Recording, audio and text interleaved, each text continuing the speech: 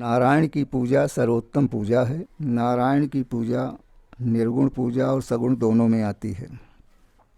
तो सगुण की पूजा जो होती है वो निर्गुण से थोड़ा सा मध्यम पड़ता है, लेकिन सगुण भी इस संसार के बीच में सगुणोपासक लोग काफ़ी हैं और सगुण पूजा में भी आपको फल मिलता है, लेकिन निर्गुण पूजा नंबर 1 की पूजा मानी गई है शास्त्र विधि के अनुसार। सगुण में थोड़ा आचार्यों का अपना मत है कि जैसे एक कमरा है, उस कमरे के अंदर अगर दीपक जला दिया जाए तो कमरे के अंदर ही प्रकाश होता है, बाहर प्रकाश नहीं हो पाता। तो निर्गुण की पूजा करने पर भीतर का प्रकाश दिखाई देता है, और वही दीपक अगर बाहर जला दिया जाए तो कमरे के अंदर अंधेरा हो जाता है, बाहर उजाला हो जाता है। तो सगुण की पूजा करने से हमें बाह्य दृष्टि से फोटो के द्वारा, उनके स्वरूप के द्वारा देखा जाता है। और अब हमें अगर ये देखना है कि सगुण की करें कि निर्गुण की करें, तो उसका एक ही मार्ग बहुत सरल है कि जीभ पर भगवान राम का अगर आप नाम लेते हैं या कृष्ण का लेते हैं या नरसिंह का लेते हैं या नारायण का लेते हैं, तो दिव्य जो ज्योति है वो ज्योति डेवढ़ट पर जैसे कमरे के डेहरी पर रख दिया जाए दीपक, तो भीतर भी उजाला होता है और बाहर भी उजाला होता है।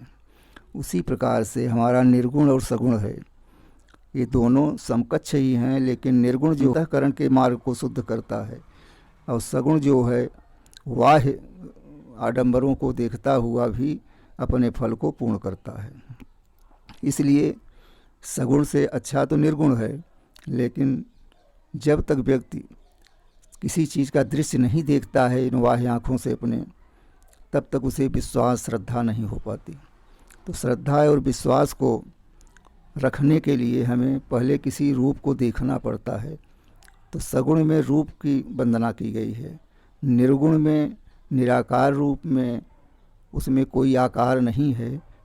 एक शून्य समझिए या एक ज्योति समझिए या एक अणु के समान समझिए जिसमें आपका विश्वास हो जाए। सगुणोपासक तुलसीदास हैं, लेकिन फिर भी वो लिख रहे हैं कि बिन गुरु चले सुनई बिनु काना, बिनु कर कर्म करई विधि नाना।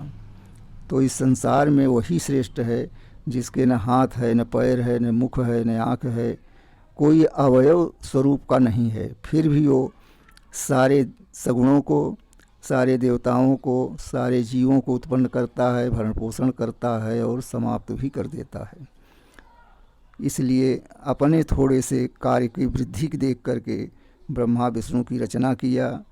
जब पृथ्वी पर राक्षसों का ज़्यादा आतंक फैलता है तो ब्रह्म रूप में अपना अंश भेज करके और उन राक्षसों का दमन करने के लिए भेजते हैं, और साधकों के लिए, सज्जनों के लिए, सुरक्षा के लिए भी वो सुरक्षा कवच के रूप में आके और देवताओं मनुष्यों की ऊपर दया दृष्टि करते हैं।